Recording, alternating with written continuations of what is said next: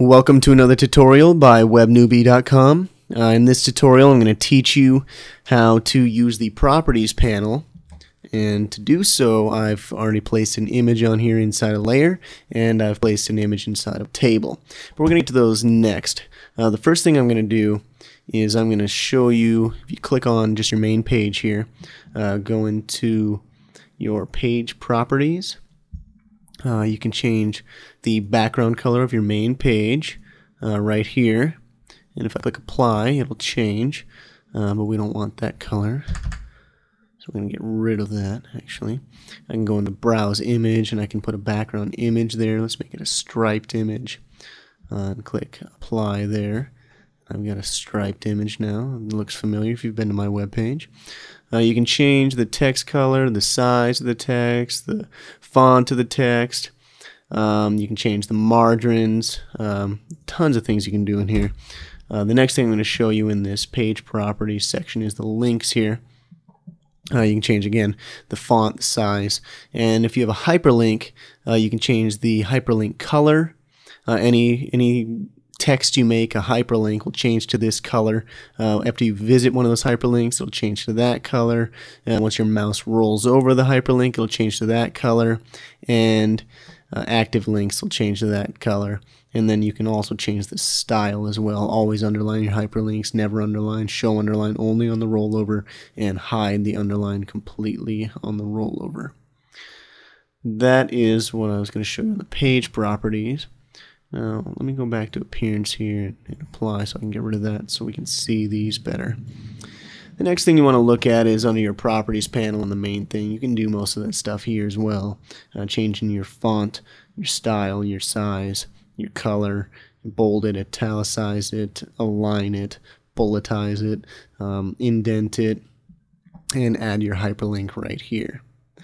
So now if I go over to my layer and I click on my layer, if you've watched my layer video, then you might have a better understanding of what I'm going to talk about next. If you haven't seen my layer video, you might want to go back and watch that, or watch it afterwards so you know what I'm doing down here, along with my tables video tutorial also. When I get into that, it'll give you a better understanding after you watched those.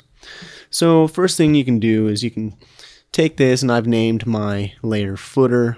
I'm gonna, let's say I want to make it, put it on the left there. I'm gonna move it over to the left. Let's say I want to put it at the top.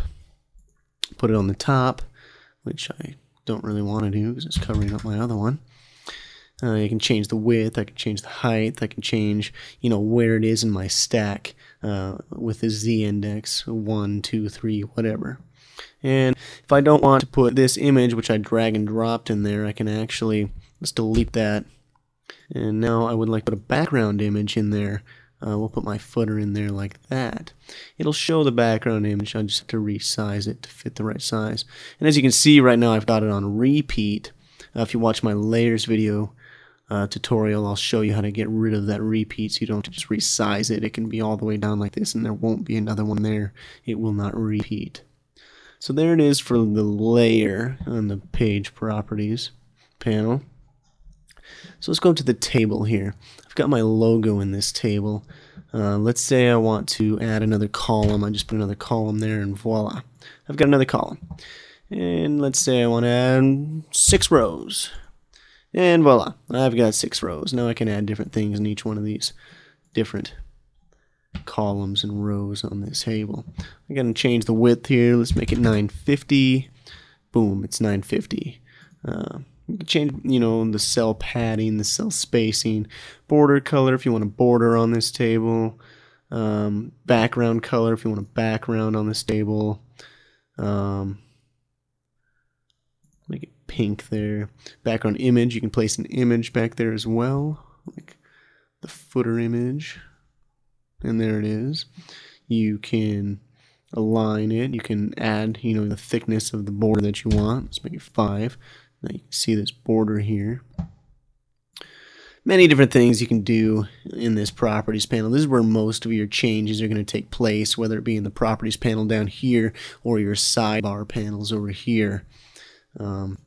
But There you have it. There's your properties panel on a basic look. To get into more advanced, you'll probably have to check somewhere else because these are Web Newbie. These are for newbies. So if you're a newbie, a beginner, this is perfect for you. You get to learn how to use the properties panel. Go check out webnewbie.com and see more tutorials by me on that webpage. And thanks for watching.